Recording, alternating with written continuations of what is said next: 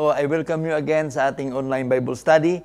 Ako po si Brother Judel Delicana ng Bethany Baptist Church, Milan, Italy, and it is a great privilege po, no, to be your speaker for tonight. And tayo po ay mag-aaral muli sa salita ng Panginoon. And tayo po ay magbabasa ng atin pong lesson. Ang atin pong lesson ay makikita sa 1 Kings, no? Chapter 12 verses 25 to 33. If you have your Bible, please open your Bible in the book of 1 Kings, chapter 12, verses 25 to 33. And we will read this.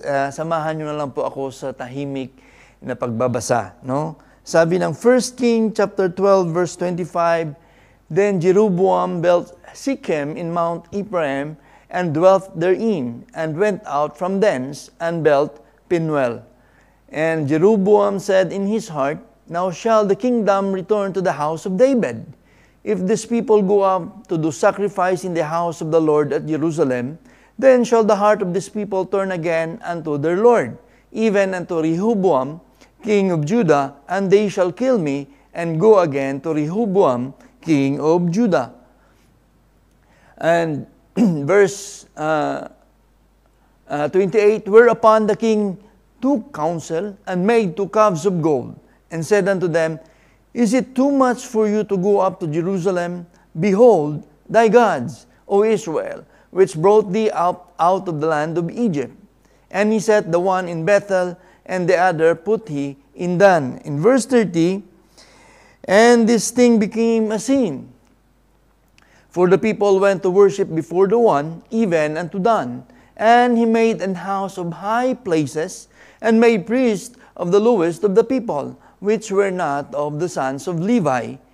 Verse 32, And Jeroboam ordained a feast in the 8th month, on the 15th day of the month, like unto the feast that is in Judah, and he offered unto the altar.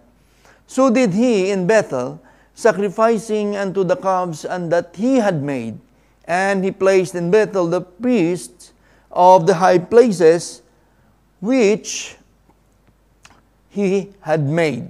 And the last verse, verse 33, So he had offered upon the altar which he had made in Bethel, the 15th day of the 8th month, even in the month which he had devised of his own heart, and ordained a feast unto the children of Israel. And he offered upon the altar and burnt incense. No? I hope lahat po tayo ay nakapagbasa at tayo po ay hihingi ng gabay sa ating Panginoon. Let us go in prayer. Heavenly Father, we thank you, Lord, for this afternoon, this evening, Panginoon, that you have given us, Panginoon, the opportunity, the privilege, Lord, to learn from your word, even, Lord, to study, Panginoon, to listen to thy word, Panginoon. Salamat, Panginoon, for the strength, even, Lord, for the blessings that you have bestowed upon your children, Panginoon. Lord, as we come boldly, Panginoon, unto the throne of thy grace, Lord, help us, forgive us our sins, Lord. Cleanse us from all unrighteousness, Lord. If there are any sins that hinders our Bible study tonight, online Bible study, Lord, forgive us and cleanse us, O Father. Lord, ikaw na po ang manguna sa amin. Let your Holy Spirit guide us. Help us, Lord, to understand, Panginoon, the principles coming from thy word. Even, Lord, use my mouth, Panginoon, as your mouthpiece, Lord. Gamitin niyo po ang aking bibig para po kayo lang ang mapuri, kayo lamang po ang maitaas. Give us, Lord, a heart that is tender, a heart that is submissive, Panginoon, to your perfect will. Lord, we are praying, Panginoon, for all the hearts sa amin pong mga bisita, Panginoon, na nakikinig. Nawa, Panginoon, ay convict mo pong ang kanilang puso sa inyong katotohanan, Panginoon. Salamat, Panginoon, sa inyo pong paggabay. Nawa, Panginoon, ay tulungan niyo po kami. In Christ's name we pray. Amen.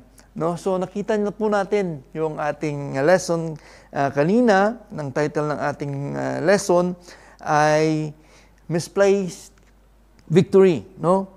Ang wala sa lugar na tagumpay, ika nga in English, in Tagalog, no? Now, meron po ba kayong alam na ikay nagtagumpay sa buhay, pero yung kinalabasan ay parang naging talunan ka. No? There is one famous chef. No? He was very famous. Lahat po ng mga shows niya ay patok. Even he traveled around the world. As he traveled around, mas lalo pong tumataas yung ratings ng kanyang mga show at siya po ay nagiging kilala sa buong mundo. At ang fame niya po ay lalong umakyat. No? Ika nga yung kanyang kita ay lumaki ng lumaki. But deep inside this, ika nga yung famous chef na to, imbis na siya po ay magalak, no? The fame becomes a burden to him. Ika nga yung tagumpay niya sa larangan ng kanyang profesyon ay nagiging pabigat sa kanya until such time na hindi niya po kinaya and he took his life. No? On the zenith of his fame. Nung nasa rurok po siya ng tagumpay, ay kanya pong kinuha ang kanyang buhay, kinitil ang kanyang buhay. No? So, I hope na ma-relate po natin ito sa ating lesson ngayon, no? A misplaced victory. No? Kasi napaka-interesting po ng ating topic sa gabing ito, no? Maling tagumpay, no? Maling pagkakalagay ng tagumpay, kung saan po natin nilalagay yung ating tagumpay. Now, as we go to the lesson, I will give you a brief background sa atin pong lesson. Ang binasa po natin ay 1 King chapter 12, right? Kung babasahin niyo po yung 1 King chapter 11, this is the account of Solomon where kung siya po ay nasa last days niya na po. No? And God made a judgment to Solomon because Solomon is the last king na siya po ay huling king ng undivided kingdom. Hindi pa po ito nahiwalay, hindi pa po ito nahati. Siya po yung pinakauling king. Bakit po ito po ay hinati sa dalawa? Because of King Solomon. King Solomon has been unfaithful to God. No? Si King Solomon po ay isa sa mga naunang hari na nag-initiate ng pagan worship because of the influence of her wives. Kasi napakarami po ng wives ni King Solomon. And these wives are not Jews. These are women from other parts of the world. At meron po silang iba't ibang religious beliefs. And King Solomon siya po ay nag-compromise. And he even built temples for his wives to worship their pagan idols. No? So, nung dumating po yung katapusan ni Solomon on his last days, ang Panginoon po ay nagbigay ng judgment sa kanya. And dapat ipapasa niya ito sa kanyang anak. But God made a judgment to him. If you are, because of the time constraint, you could see it in 1 Kings, or could read it in 1 Kings chapter 11, verse 11. Pababa po yan. Makikita niyo po dyan yung judgment ng Panginoon sa kay Solomon. Now, as he passed his kingdom to his son, si King Rehoboam, nabasa po natin kanina, the Lord tore the kingdom into two. Kaya nagkaroon ng southern at northern kingdom. Yung kinuha ng Panginoon sa lineage ni King Solomon ay yung 10 tribes. Kasi Israel is composed of 12 tribes, no? So kinuha ng Panginoon yung 10 tribes at ibinigay doon sa kay Jeroboam, no? Yung nabasa natin kanina, Jeroboam. Now, si King Jeroboam, binigay po ito sa kanya in a silver platter, no? Walang away, walang digmaan na nangyari, basta't binigay ito ng Panginoon sa kanya. At walang dumanak na dugo. At yung 2 tribes ay naiwan kay King Rehoboam. Now, as King Jeroboam governed, the 10 tribes, ang nangyari, siya ay nagkaroon ng maling akala. He placed his victory on somewhere else and not on God. Kaya nagkaroon tayo ng misplaced victory. Doon po natin nakuha yung ating title. Now, ito po yung sinabi ng 1 King chapter 11 verse 35. Sabi ng verse na to, "But I will take the kingdom out of his son's hand, and will give it to thee, even 10 tribes, and unto his son I give 1 tribe, that David my servant may have a light always before me in Jerusalem, the city which I have chosen me to put my name there. And I will take thee, thou shalt reign according to all that thy soul desireth, and shall the king over Israel. And it shall be, if thou wilt hearken unto all that I have commanded thee, and wilt walk in my ways, and do that is right in my hand, to keep my statutes and my commandments, as David my servants did, that I will be with thee, and build thee a sure house, as I built for David, and will give Israel unto thee." Ito po yung pangako ng Panginoon kay Jeroboam. Kay Jeroboam. Ito po yung pangako ng Panginoon sa kanya nung ibinigay sa kanya yung kingdom, yung 10 tribes ng Israel. Now, the problem is, he placed it on the wrong hands. That's why the title of our lesson tonight, A Misplaced Victory. The perils of a misplaced victory. We will talk about those perils and its consequences. Alam niyo po, a misplaced means not on the right frame. Hindi sa tamang lugar. Incorrectly positioned. The victory was a failure. Alam niyo po ba na on the zenith of King Solomon's kingdom, kasi nasa napakamalakas na lugar ang Israel in the time of King Solomon ay siya yung pinakamalakas na bansa. At nasa tugatog ng tagumpay ang Israel. But God tore it and gave it to Jeroboam and the 2 tribes to Rehoboam. And Jeroboam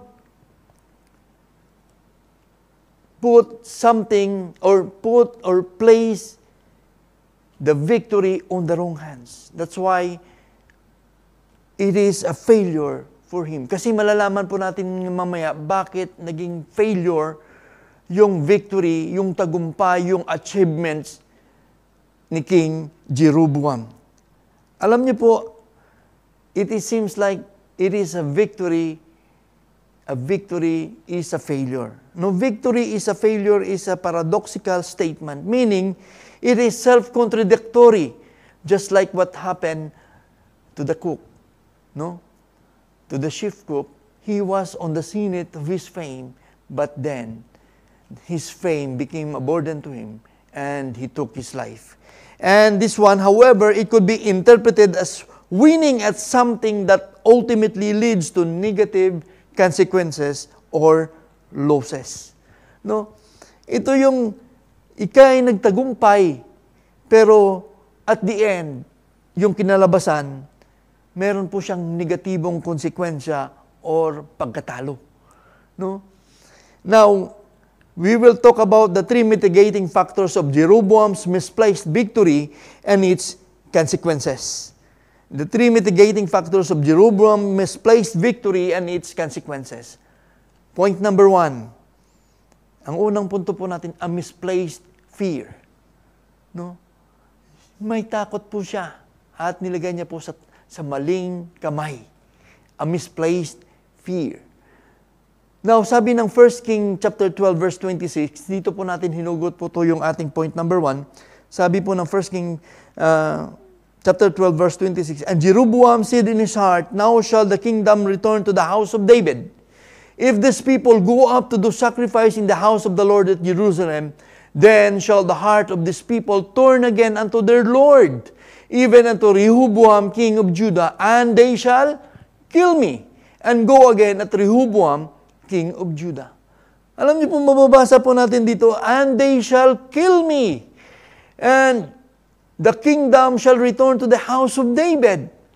Hindi niya ba inisip na the Lord had tore Israel into two and give him the 10 tribes of Israel na walang kahirap-hirap. But you know what? Because of his misplaced fear, marami pong nangyari at meron pong mga konsekwensang dinanas ang Israel sa kamay ni King Jeroboam. Now, we can read that Jeroboam fears that the kingdom will be returned to the house of David. Tinanggal na nga ng Panginoon eh. Tapos, takot pa siya na bumalik. He feared that the people will turn against him like just what they did to Solomon's son. He feared that the people, alam niyo po, he feared the people more than the Lord. Ito yung masakit. Mas kinatakutan niya yung mga tao na umalis kaysa sa Panginoon. Alam niyo po, kahit mag-isa ka lang, basta kasama mo ang Panginoon, wala kang dapat ikatakot. That is why he built what the people worship before, idols. Alam niyo po ba na yung kabilang side, pinagpatuloy ni King Rehoboam yung pag-worship ng idol na nakita niya sa kanyang amang si Solomon. And it is a clean slate sana no, kay King Jeroboam to clean the false belief of Israelites na nasa kamay niya. No? Kasi sinabihan siya ng Panginoon doon, to walk in my statutes, to follow in my commands. And I will surely build a sure house to you. But you know what? Nauna yung kanyang takot sa tao kaysa sa Panginoon. Ang una pong konsekwensya ng kanyang takot, he feared to lose the kingdom. He feared to lose the kingdom. Di ba sabi niya rito doon sa 1 King chapter 12, verse 26, and Jeroboam said in his heart, now shall the kingdom return to the house of David. Wow, natakot siya. Kinuha na nga ng Panginoon, binigay sa kanya, tapos natakot pa siya. The kingdom was handed to him on a silver platter. Walang kahirap-hirap. He was chosen by God, and that God has His reasons. No, kung minsan hindi natin alam, hindi natin maarok ang gusto ng Panginoon. But you know what? If you have faith in God, just abide. No? Huwag kang matakot. But instead of thanking God for His, or thanking God for the blessings, for the opportunity, for the privilege, no? He saw a different thing. Nakita niya yung iba, yung takot. He feared for the people to return to the son of Solomon. Instead of being grateful and thankful at the same time, he feared that the blessing will vanish in front of him. Alam niyo po ba, when you are the kingdom, when you have the kingdom, you have the resources, you have the influence, you have the power. And ito po yung kinatakot ni King Jeroboam, na mawala sa kanya yung lahat ng yun. Alam niyo po, sabi ng Panginoon, what shall profit a man if he gains the whole world and then he loses his own soul? No? Alam niyo po, the spirit of fear does not come from the Lord. It comes from the devil. Lalo't na yung worldly fear. No? Lalo't na yung worldly fear. It does not come from the Lord. It comes from the devil. Kasi yung gusto ng devil, we have to doubt the promises of God. We have to doubt what is written in the Bible. Yung mga promises ng Panginoon, ayaw ng diablo na tayo manampalataya doon. Na ilagay natin yung ating buhay sa salita ng Panginoon. Alam niyo po, worldly fear breeds greed. Worldly fear breeds greed. No? Yung kasakiman. Ang kasakiman doon sa kayamanan, ang kasakiman doon sa influensya, sa power, yun ang ayaw mawala ni King Jeroboam. Alam niyo po, sa atin mga kapatid, mga bisita, how do we perceive the blessing coming from the Lord? Paano natin titingnan yung mga blessing na binigay ng Panginoon sa atin? Did we thank the Lord for all the benefits we have enjoyed today? Yung kalakasan, yung magandang trabaho, yung may maayos na pamilya, how do we perceive the blessing of the Lord? Do we fear na pag ito ay tatanggalin sa atin, na tayo ay dadanas ng kahirapan? Do we perceive this blessing to be a blessing for us, na ito ay makakapaglapit sa atin sa Panginoon? Or do we perceive this na ito yung ating kakapitan? No? Alam niyo po, dapat maging grateful and thankful po tayo sa Panginoon. Is our hearts really worshiping and glorifying God sa lahat ng binigay ng Panginoon sa atin? And hindi tayo kumakapit doon sa mga benepisyong nakukuha natin sa Panginoon. Dapat yung mga puso natin dapat doon muna sa Panginoon. Nagpupuri at nagpapasalamat doon sa Panginoon. Hindi doon sa mga benepisyong nakukuha natin. No, blessing should remind us of a faithful God. Ito dapat yung ilagay natin sa isip natin. That is worthy of our worship, and not to the things that He only made for us to enjoy. Ang problema, nag-i-enjoy tayo doon sa mga things na binigay sa atin ng Panginoon, tinatalikuran natin ang Panginoon. Alam niyo po, sabi ng 2 Corinthians 4:18, while we look not at the things which are seen, but at the things which are not seen. Dapat mas unahin natin ang Panginoon. Dapat yung puso natin doon nakatingin sa Panginoon. But at the things which are not seen, for the things which are seen are temporal. These are temporary things, but the things which are not seen are eternal. No? Dapat yung puso natin muna ay doon sa Panginoon. Our fear should be on God because it will give us wisdom and understanding His perfect plan in our lives. Ang takot muna dapat natin na sa Panginoon, hindi sa tao. Hindi doon sa kawalan, mawalan tayo. No? Sabi ng Proverbs 9 and 10, the fear of the Lord is the beginning of wisdom, and the knowledge of the holy is understanding. Proverbs 9:11, for by me thy days shall be multiplied, and the years of thy life shall be increased. No? Dapat pala yung ating takot muna nasa Panginoon, because it will be the beginning of our wisdom, and the knowledge and the knowledge of the holy is understanding. Now, the second one, he feared to lose the kingship. Alam nyo, natakot po siya doon na mawala yung kingship, kasi sabi niya, surely they will kill me. No? At bubalik sila doon sa kay King Rehoboam. He feared that the privilege will be taken from him. He feared for his life.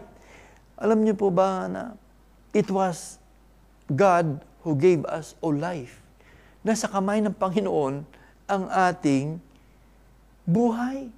No? And alam niyo, when King Rehoboam planned to take or bawiin yung kingdom sa kay King Jeroboam, God stopped Rehoboam. Sabi ng Panginoon, wag mong galawin yung binigay ko kay Jeroboam, because ako ang nagbigay niyan. No, sabi ng Panginoon doon, makikita niyo po diyan sa King chapter 12 verses 22, no? 1 King chapter 12 verse 22. Sabi ng 1 King chapter 12 verse 22, but the word of God came unto Shemaiah the man of God, saying, speak unto Rehoboam the son of Solomon, king of Judah, and unto all the house of Judah and Benjamin, and to the remnants of the people, saying, thus saith the Lord, ye shall not go up nor fight against your brethren, the children of Israel. Return every man to his house, for this thing is from me. They hearkened therefore to the word of the Lord, and returned to depart according to the word of the Lord. Ang Panginoon ang pumigil doon sa kay King Rehoboam na salakayin si King Jeroboam. No? So, ang Panginoon ang may hawak ng buhay. No? Alam niyo po, it was God who ripped off the kingdom in the hands of Solomon and give it to him, the 10 tribes. The kingship is not kay King Jeroboam. It is not for Jeroboam. He was just a steward of that privilege. Alam mo, ginawa lang siyang katiwala ng Panginoon doon. Ginawa lang siya ng Panginoon ng katiwala. Ang problema, inari niya na kanyang lahat yun, na kanyang privilege. The fear of the loss of potential income, mga kapatid, itong nangyayari kung minsan sa atin, the fear of the loss of potential income, the loss of potential promotion, the loss of potential comfort in lives, terrifies us. We don't want these privileges to be taken away as much as possible. That's why we compromise. And eventually, we stray away from the faith. Itong nangyayari, we stray away from the faith. He was so eager to please the people, but he turned his back unto the Lord. Ang kaisipang mawawala ang mga benepisyo at kakakibat na kaginhawaan na ating tinantamasa, dala ng tagumpay sa buhay, ang naghahadlang minsan sa atin na sumunod at magpailalim sa kapangyarihan ng Diyos, ay siya ring magdadala sa atin sa kapamakan. Alam niyo po ba na yan din ang magdadala sa atin sa kapamakan? Kung mas inuuna natin magpasailalim sa kapangyarihan ng kaginhawaan, no? Ng sanlibutang kaginhawaan. Alam niyo po ba, sabi ng Matthew 6:31, therefore take no thought, saying, what shall we eat, or what shall we drink? Wherewithal shall we be clothed? No? Verse 3, for all these things do the Gentiles seek, for your heavenly Father knoweth what ye have need of all these things. Verse 33, famous verse na palagi natin kinuquote, but seek ye first the kingdom of God and His righteousness, and all these things shall be added unto you. Unahin muna natin yung Panginoon at ang Kanyang katuwiran. No? May kasama pong katuwiran, dapat lumakad muna tayo sa kabanalan ng Panginoon. At ang Panginoon na po ang bahala sa atin. And all these things shall be added unto us. Alam niyo po, ayaw natin kung minsan humawak, ayaw nating hawakan tayo kung minsan ng Panginoon. Bagkus, mas gusto nating makasiguro at tayo ang magmando ng sarili nating buhay. Ito yung problema sa atin. Ayaw natin ibigay sa Panginoon yung manibela. Gusto nating tayo ang humahawak ng manibela para imando kung saan tayo pupunta. Alam niyo po, sabi ng Proverbs 21:2, every way of a man is right in his own eyes, but the Lord pondereth the hearts. No? Kung minsan, akala natin tama tayo, no? Pero yung ating patutunguhan ay kapahamakan. Kaya nga, dapat ang ating takot ay nasa Panginoon. Hindi sa kaginhawaan, hindi sa makamundong karangyaan. Now, the spirit of fear does not come from God. Fear make us doubt God's faithfulness. God's plan in our lives. Ito yung ginagawa ng takot, no? Lalo na yung worldly na takot. Sabi ng 2 Timothy chapter 1 verse 7, for God hath not given us the spirit of fear, but of power and of love and of a sound mind. We should not be fearful, but be faithful to God's promises. Be trusting and relying that He will deliver what He had promised to us. Dapat we should be trusting, we should be relying, no, that God will deliver. God will deliver what He had promised to us because He is a faithful God. Now, we go to point number 2. Point number 2. The first one, a misplaced fear. Point number 2, a misplaced submission. A misplaced submission. Basahin po natin. In verse 28, sabi ng verse 28, whereupon the king took counsel, Notice that, please put it in your mind, no? Whereupon the king took counsel, and made 2 calves of gold, and said unto them, It is too much for you to go up to Jerusalem. Behold thy gods, O Israel, which brought thee up out of the land of Egypt. And he set the one in Bethel, and the other put he in Dan. And these things became a sin, for the people went to worship before the one, even unto Dan. And he made an house of high places, and made priests of the lowest of the people, which were not of the sons of Levi. Now, makita po natin, sabi ng verse 28, sa una pa lang, whereupon the king took counsel. Kanino siya nakinig? On the counsel of man. Alam niyo po, Jeroboam's fear led him to take matters into his own hands, into his own ways. Sabi mo, clearly, it is an idol worship. Mababasa po natin na it is, di ba sinabi niya po rito kanina? Sabi niya, it is too much for you to go up to Jerusalem. Behold thy gods. Nakita niyo po yung small letter doon. Behold thy gods. It is clearly an idol worship. God had took away the kingdom to Solomon so that idolatry will be stopped and go back to God. But this was not the case. Hindi po ito naging kinalabasan.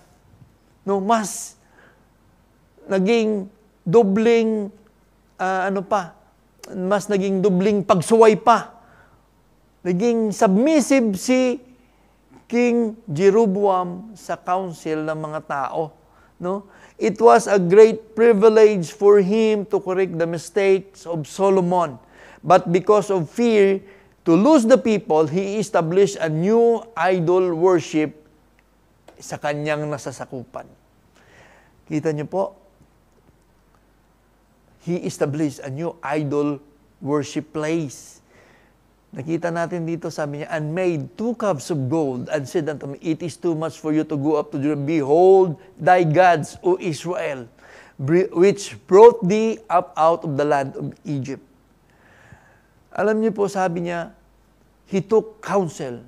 We should not listen to the counsel of man.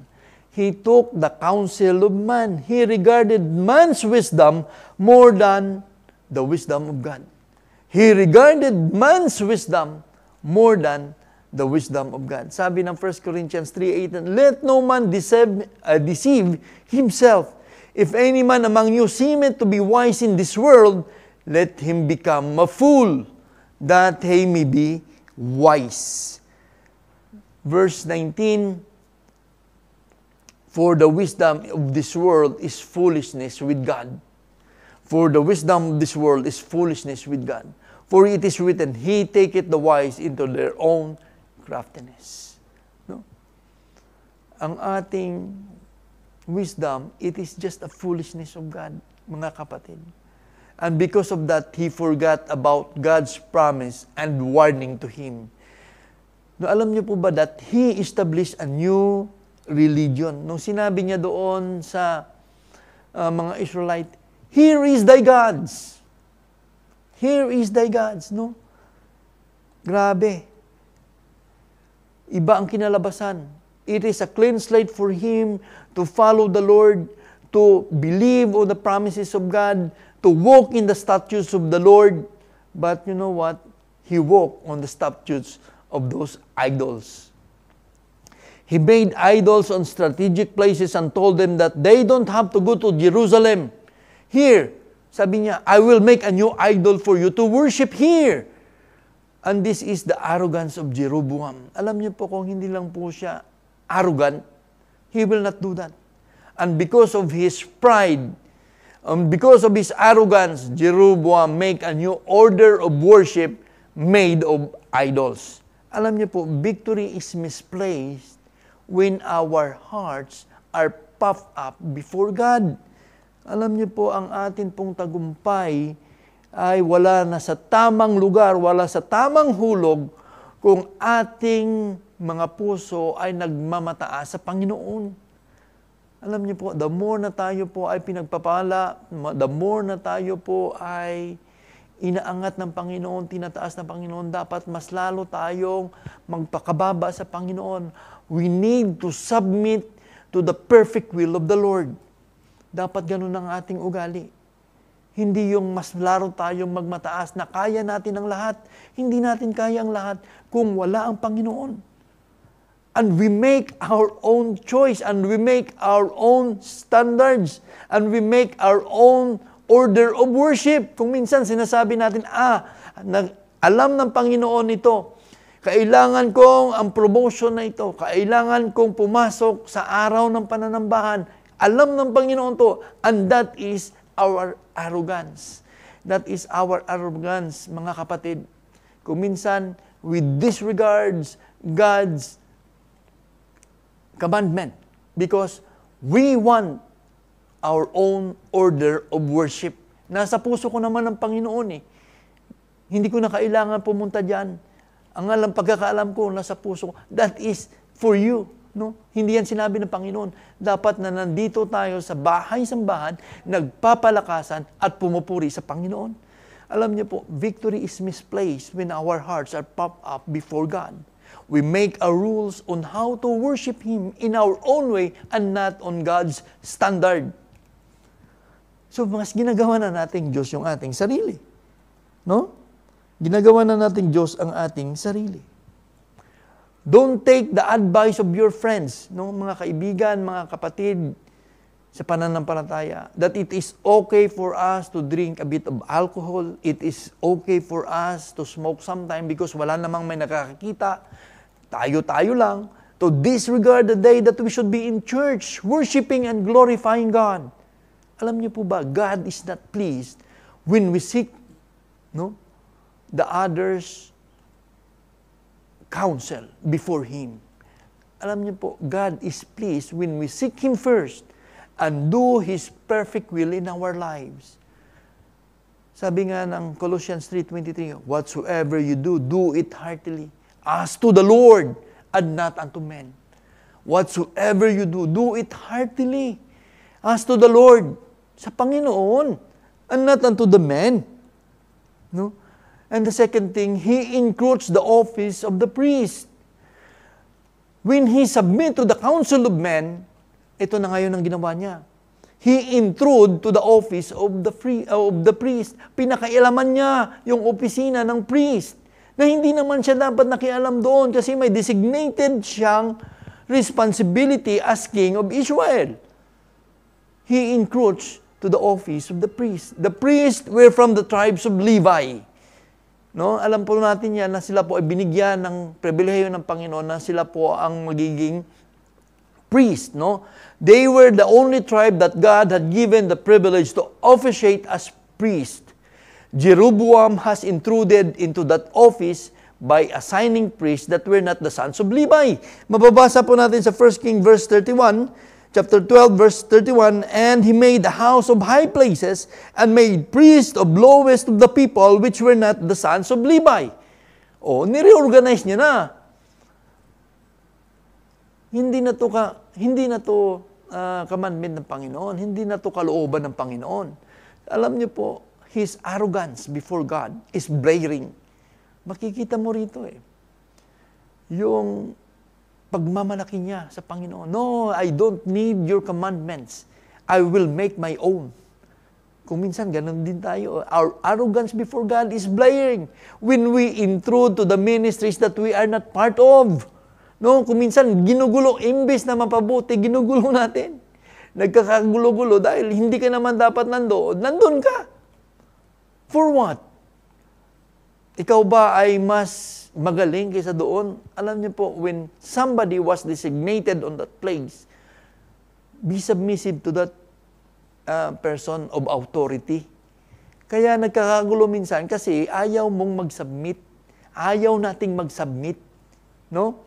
We should not view it as if we were the only one capable of doing it.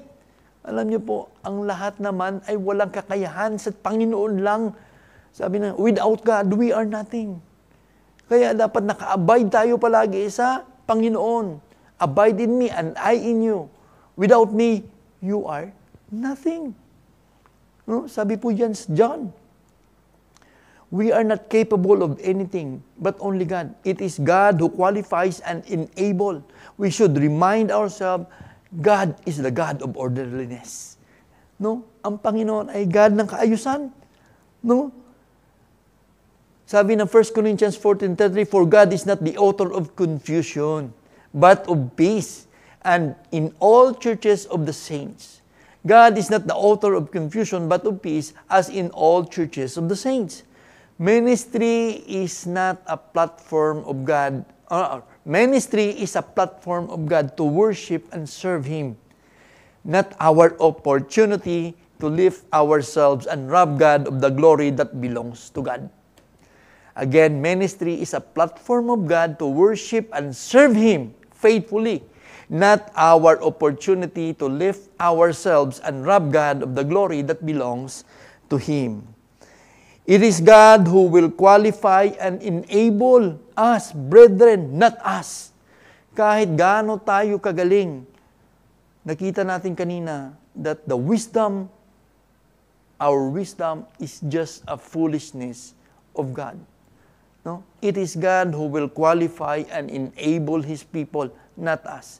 God will use human instrumentalities, and it is a great privilege kung tayo po ay mapili para po mag-enable, mag-edify, or mag-equip sa ating kapatid.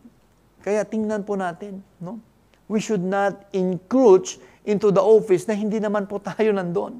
Sabi ng Philippians 2:13, for it is God which worketh in you both to will and to do His good pleasure. It is God, not us. No?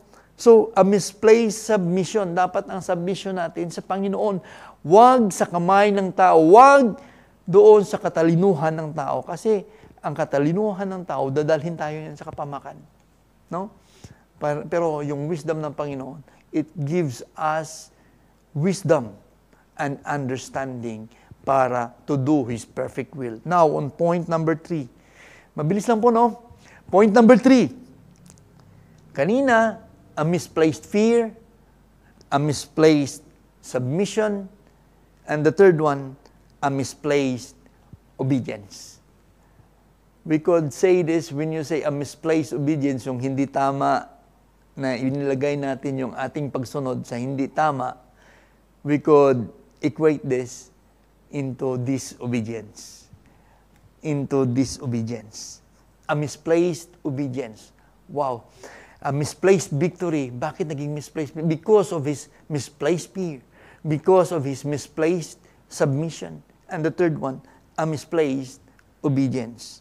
Sabi ng verse 33, in chapter 12, 1 King chapter 12, verse 33, so he offered upon the altar which he had made in Bethel the 15th day of the 8th month, and even in the month which he had devised of his own heart. No? A device of his own heart, and ordained a feast unto the children of Israel, and he offered upon the altar the burnt incense. Notice the praise, even in the month which he had devised on his own heart. May plano siya sa kanyang sariling puso. Hindi niya sinunod yung kung ano ang kagustuhan, ang kalooban ng Panginoon. No? He devised on his own heart. He willingly disobeyed God by pursuing the desires of his heart. He forgot that there was a warning to him before he got the throne, or before the throne was given to him. Sabi ng 1 Kings chapter 11 verse 38, bilisan na papasadahan po natin para malaman po natin yung warning ng Panginoon sa kanya. No? Ito yung mga promises ng Panginoon sa kanya. Kung sinunod niya lang, sabi ng 1 King 11 verse 38, and it shall be, if thou wilt hearken unto all that I commanded thee, and wilt walk in my ways, and do that is right in my sight, to keep my statutes and my commandments, as David my servant did, that I will be with thee, and build thee a sure house. Wow! Build thee a sure house. The God will be his rock. Sabi niya, and build thee a sure house, as I built for David. Kinumpara na sa kay David. And will give thee Israel unto thee. But the thing is, he chose the fully of his heart. He chose his heart rather than the sure word, the sure promise of God. A misplaced obedience. And this obedience has its price tag. Alam niyo po ba na yung hindi pagsunod ay may karampatang parusa? Ang hindi pagsunod ay may karampatang parusa. His disobedience resulted of him leading the people to idolatry and sinning against God. Siya yung nanguna na to lead his people into idolatry and sinning against God. Pinagpatuloy niya kung ano ang ginawa ni King Solomon. Dapat pagkakataon niya na, pribilehiyo niya na sumunod sa Panginoon. At ayusin ang buhay ng Israel sa biyaya ng Panginoon. But the thing is, he lead the people to idolatry and sinning against God. 1 Kings chapter 14 verse 9, sabi ng 1 Kings chapter 14 verse 9, tumalon po tayo, but hast done evil above all that were before thee. This is the word of the Lord.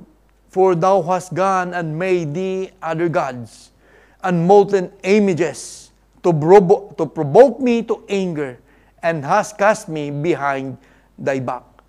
Tinalikuran niya yung Panginoon.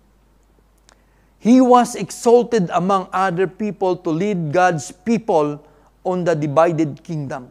Alam niyo po ba na siya ay tinaas ng Panginoon? Binigyan ng pribilehiyo na pangunahan ang tao ng Panginoon. Dahil nga hinati ng Panginoon. Wow, what a great privilege. But he led them away from God. Siya pa yung nanguna para talikuran ang Panginoon.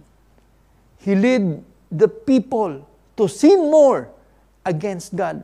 Makikita mo sa wordings ng chapter 14 verse 9, but hast done evil above all that were before thee.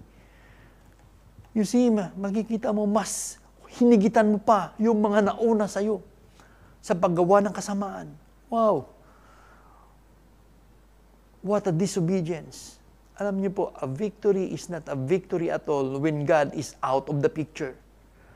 Kaya nga misplaced victory kasi nilagay natin yung victory sa ating mga kamay, sa ating sarili, sa ibang tao. We turn our backs to God. Kahit nangyayari sa atin yan kung minsan. We cannot even pray, say a thank you prayer for God, for the things that He has done to us. For all the things that we have enjoyed na bigay ng Panginoon, kung minsan nakakalimutan natin ang Panginoon. Alam niyo po, a victory or a triumph or an achievement is not an achievement at all when God is out of the picture.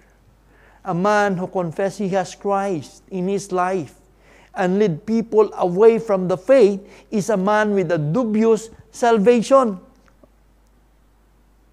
Alam niyo po ba na ang tao na nagsasabi na mayroon siyang Kristo sa kanyang buhay at siya ang katitisuran ng karamihan at umalis sa pananampalataya, then I think it is right na I will doubt his salvation. Kasi if any man be in Christ, no, sabi ng 2 Corinthians 5:7, if any man be in Christ, he is a new creature. All things are passed away. Behold, all things are new too, walking in God. No? Kaya, very dubious ang it's a question mark ang salvation mo kung ikaw ay pinagsisimulan palagi ng away, pinagsisimulan ng gulo, pinagsisimulan ng pagtalikod ng mga kapatid mo sa iyo, sa Panginoon. Check your salvation. Balik ka agad. Balikan mo yung salvation mo. Kung ikaw ba talaga ay nabago. Sabi ng Galatians 2:20, I am crucified with Christ, nevertheless I live, yet not I. Hindi na ikaw yung nasa sa iyo, but Christ liveth in me. That the life which now I live in the flesh, I live by the faith of the Son of God, who loved me and gave Himself for me. Who loved me and gave Himself for me. And the last thing that he did, because of his misplaced obedience, he led his family to disaster. Ito na. Ito yung pinakamasakit. Siya ang naging dahilan para sa kapahamakan ng kanyang pamilya. Jeroboam's disobedience or misplaced obedience resulted in one of the most harrowing judgment, nakakakilabot na judgment para sa kanya at sa kanyang pamilya. Bakit? Basahin po natin ang 1 King chapter 14 verse 7 to 10. Verse 7 to 10. No, please, if you have your Bible, please open your Bible in 1 King chapter 14 verse 7 to 10. Sabi ng chapter 14, Go, tell Jeroboam, thus saith the Lord God of Israel, for as much as I exalted thee from among the people, and made thee prince over my people Israel, and rent the kingdom away from the house of David, and gave it thee, and yet thou hast not been as my servant David, who kept my commandments, and who followed me with all his heart, to do that only which was right in mine eyes, but hast done evil above all that were before thee, for thou hast gone and made thee other gods, and molten images to provoke me to anger, and hast cast me behind my back. Therefore, behold, I will bring evil upon the house of Jeroboam, and will cut off from Jeroboam him that pisseth against the wall, and him that is shut up and left in Israel, and will take away the remnants of the house of Jeroboam, as a man taketh away dung, till it be all gone. He that dieth of Jeroboam in the city shall the dog eat, and him that dieth in the field shall the fowls of the air eat. For the Lord hath spoken.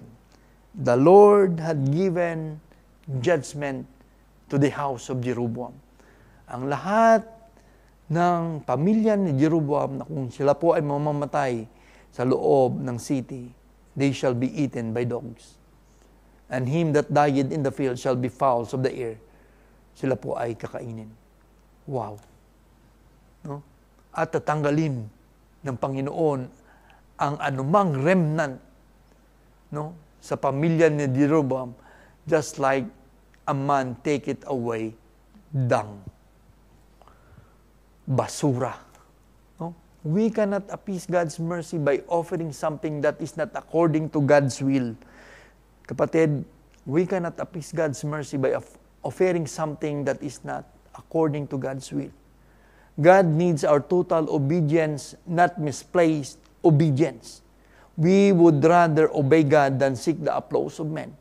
We should rather seek and obey God than seek the applause of men. Galatians 6:7, being not deceived, God is not mocked. For whatsoever a man soweth, that shall he also reap. For he that soweth to his flesh shall of the flesh reap corruption. But he that soweth of the Spirit shall the Spirit reap life everlasting. Kung ano yung tinanim mo, yan ang makukuha mo. If you reap disobedience to God, if you sow disobedience to God, you will reap corruption. You will reap destruction. But if you follow God, obey God's commandment, you sow it in the Spirit, and then you shall reap life everlasting. Alam niyo po, naalala ko yung kanta ng aking anak, ng mga bata. Sabi niya, obedience is the very best way to show that we believe. Obedience is the very best way to show that we believe. No? When we put our fleshly desire first before God, expect God that will correct us. Brethren, correction and chastisement will always go hand in hand. Hindi iisa. Correction and chastisement, yung pagtatama at ang pagdidisiplina will always go hand in hand. Alam niyo po, mahirap po ma-chastise. Mahirap po makorek ng Panginoon. So habang tayo po ay nasa kalooban ng Panginoon, huwag po tayong lumabas. Patuloy lang po tayong mag-obey. Patuloy lang po tayong lumuhod at sumunod sa ating Panginoon. Huwag nating hayaan na tayo yung manguna, na maging katitisuran ng ating kapatid, na maging katitisuran ng mga taong nakapaligid sa atin, na nakatingin sa atin. Because our testimony is too important. No? Our testimony sa atin pong pamilya, sa atin pong mga kaibigan na wala pa sa pananampalataya, our testimony, our obedience, our conviction. Napaka-importante po niyan. So don't let them, wag mong gawin ang sarili mo na maging katitisuran. Kasi merong kang hahanguing pagpapalo. Meron kang hahanguing correction dyan. And correction, mind you, is not an easy thing. No, nakita niyo po yung judgment kay King Jeroboam. It is a very harrowing judgment. No? Now, to our visitors tonight, no, I hope you're still there, na patuloy po na nakikinig. No? We are on the last stretch of our lesson. Malapit na po tayo sa conclusion. No, to our visitors tonight, let me tell you that we have a holy and jealous God. Meron po tayong Diyos na isa pong banal at mapanibughong Diyos. He is a jealous God. Because if we submit, if we obey other gods than Him, then God will put judgment to us. Alam nyo, salamat sa Panginoon that we are now on grace period. No? Yung biyaya ng Panginoon. When we put Him aside in our lives, we are sinning before Him, just like what Jeroboam did. When he turned his back to God, he led his people sinning to God more. No? Kung tayo po ay tumatalikod sa Panginoon, tayo po ay nagkakasala sa Kanya. And sin has its payment. Ang kasalanan po ay meron pong kabayaran. At lahat po tayo, mind you, sa atin po mga bisita, lahat po tayo ay walang malinis sa atin. We are all sinners before God. Sabi ng Panginoon, sabi niya sa Romans 3:10, for there's none righteous, no, not one. Walang isa man sa atin ang matuwid sa paningin ng Panginoon. But, you know what? God loved us so much, no? Sabi niya sa Romans 5:8, but God commended His love toward us. God proved His love toward us. Ipinakita ng Panginoon yung Kanyang pagmamahal sa atin. In that while we were yet sinners, Christ died for us. Habang tayo po ay naglulunoy sa kasalanan, may ipinadalang regalo ang Panginoon sa atin at ang Kanyang bugtong nag-iisang bigati na anak. Christ died for us. He willingly gave His life for us. Sabi niya nga sa John 3:16, di ba? Famous verse palagi natin kinukuto, for God so loved the world that He gave His only begotten Son, that whosoever believeth on Him shall not perish, but have everlasting life. Na kung sino man ang manampalataya sa Kanya, siya po ay magkakaroon ng buhay na walang hanggan. Ang gagawin lang natin, we repent of our sin and believe on the Lord Jesus Christ. Sabi ng Mark 1:15, and saying, time is fulfilled and the kingdom of God is at hand. Repent ye and believe the Gospels. Believe the Gospel. The Gospel is the work of God. No? His life, His death, resurrection, His death, burial, and resurrection. Yan po ang ginawa ng Panginoon sa atin para maabot po tayo, para po na tayo po ay hindi patungan ng kaparusahan ng Panginoon. Lahat ng kaparusahan ay inako po ng Panginoong Jesucristo sa atin. Kinuha niya po. God made Him to be the sin for us that tayo po ay maging matuwid sa harapan ng Diyos Ama. Kinuha ng Panginoon yung dapat na nasa atin. So ang kailangan lang natin, we have to repent of ourselves, of our sins, and believe the work of the Lord Jesus Christ on the cross and put our faith in Him. No, sabi ng Ephesians 2:8 and 9, for by grace are you saved through faith. Nakita niyo po yung pananampalataya. Sa biyaya lamang na tayo po ay naligtas sa pamamagitan ng ating pananampalataya. and not of ourselves. Hindi dahil sa mabuti tayo and not of ourselves. It is the gift of God. Ito yung regalo ng Panginoon sa atin. Not of our works. No? Lest any man should boast. Na wala tayong pwedeng ipagbayabang dahil ito'y biyaya na bigay lamang ng Panginoon. Ang kailangan lang natin manampalataya sa Panginoon. But as many, sabi niya, di ba, bibinigyan niya tayo pag tayo po ay tatanggap sa Kanya, bibigyan niya tayo ng kapangyarihan na magiging anak ng Diyos. Ang kailangan lang natin, we should confess our sins and believe the Lord Jesus Christ. No? If thou shalt confess with thy mouth the Lord Jesus Christ and believe in thine heart that God had raised him from the dead, thou shalt be saved. For with the heart man believeth unto righteousness, and with the mouth confession is made unto salvation.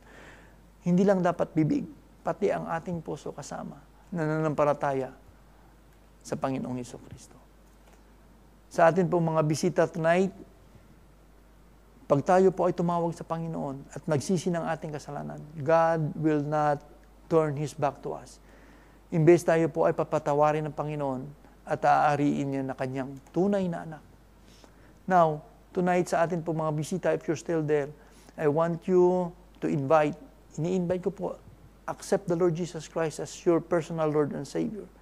And if you have decided to accept Him, we will pray. No, tayo po ay manalangin. If you are still there at gusto niyo pong tanggapin ang Panginoong Hesukristo, I will lead you into a prayer. This prayer will not save you, but this prayer will guide you na kayo po ang makipag-usap ng personal sa ating Panginoong Hesukristo. So if you are there at gusto niyo pong tanggapin ang ating Panginoong Hesukristo, please repeat after me. Kayo po ay sumunod sa panalangin ito. Ama namin, salamat po Panginoon sa inyo pong pagmamahal. Salamat po Panginoon na muli Panginoon ay pinalala niyo po sa akin ang inyong pagmamahal Panginoon. Panginoon, sa oras na ito, nakita ko po ang aking sarili na ako po'y makasalanan at wala pong magagawa sa aking kasalanan, Panginoon. Panginoon, ako po'y patawarin ninyo sa aking mga nagawa.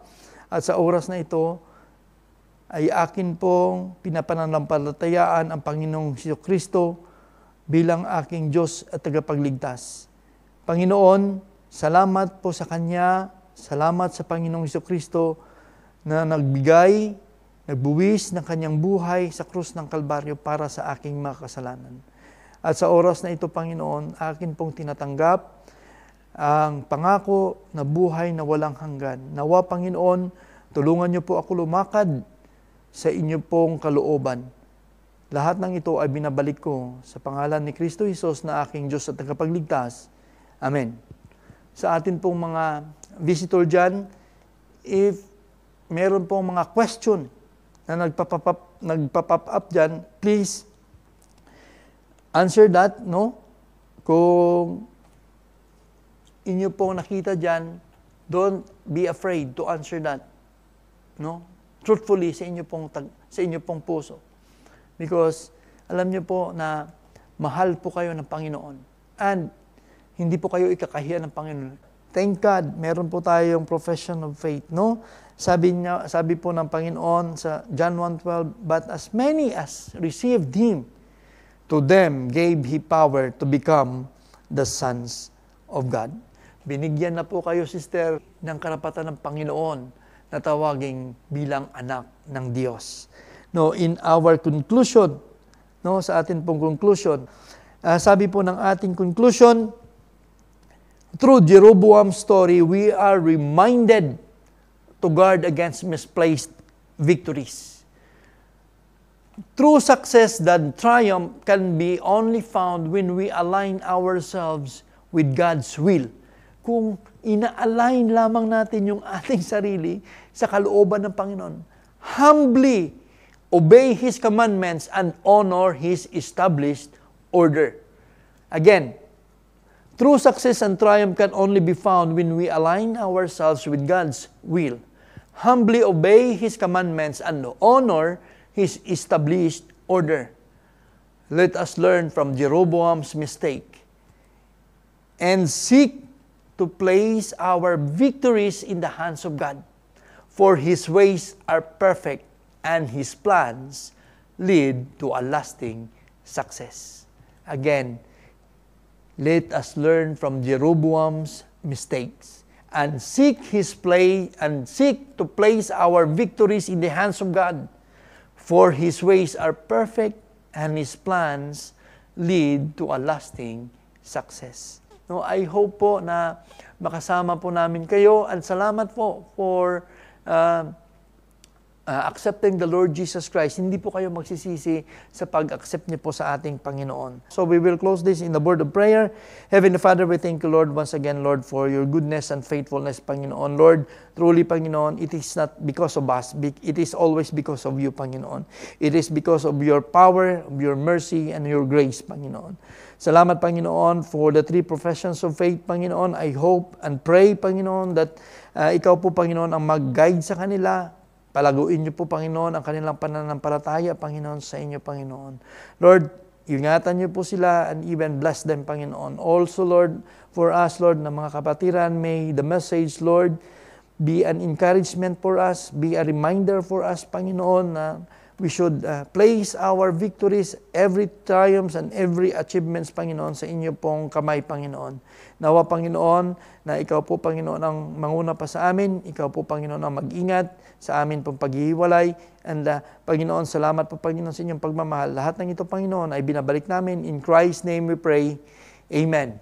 No? Again, thank you. Salamat po sa Panginoon sa kanyang mensahe. At muli, ito po si Brother Judo Delicana saying, good night, God bless, and to God be all the glory.